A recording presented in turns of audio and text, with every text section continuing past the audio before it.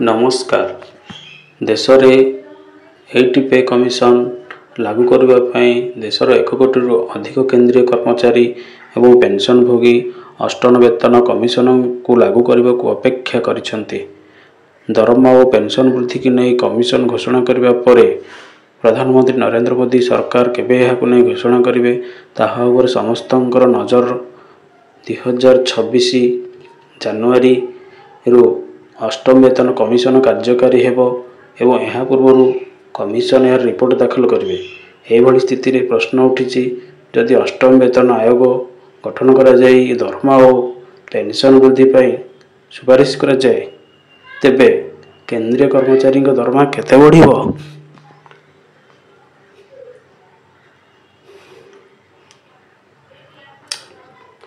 पूर्व 7,000 टंका बेसिक दरमा 2.57 गुणा वृद्धि पाई 18,000 टंका करा जायथिला। सेहीपरि अष्टम वेतन कमिशन जदि फिटमेट फैक्टर को 2.86 टंका वृद्धि करा जाए तेज सर्वनिम्न मौलिक दरमा 18,000 रु 51,480 टंका को वृद्धि पाइब। नवा वर्षरु लागू हो पारे अष्टम वेतन कमिशन जानतु दरमा और पेंशन केते वृद्धि हेबो। नवा वर्ष लागू हो पारे अष्टम वेतन कमिशन तेणु आमर सर्वनिम्न दरमा 51,480 टंका 8 पे कमिशन रे हेबो बोली अनुमान करा जायछि। तेबे 8 पे कमिशन अष्टम वेतन केबे आसीबो ताहा विचाराधीन है नहीं बोले किछि खबर कागज प्रकाश करछन्ति। नवा दिल्ली वर्तमान समय अष्टम वेतन कमिशन गठन विषय सरकार कौन प्रस्ताव उपर विचार करूना। संसद में अर्थ राष्ट्र मंत्री पंकज चौधरी यही सूचना देते।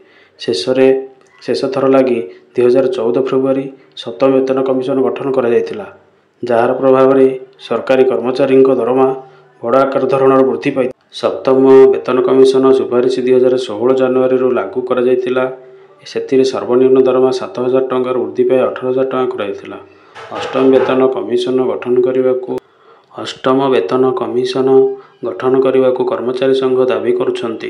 संघर कर्मकर्ता माने बजेट प्रस्तुति समय कैबिनेट सचिव और अर्थ मंत्रालय प्रतिनिधि को भेटी से दाबी जणाइथिले।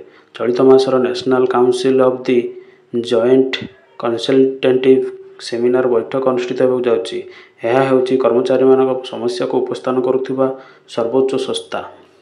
यही खबर को आधार करी आमे चलित जानुआरी आमे आशा करिबा जे अष्टम वेतन कमिशन बैठक और सुपारिश गुड़ी को आमे ध्यान देवा। धन्यवाद।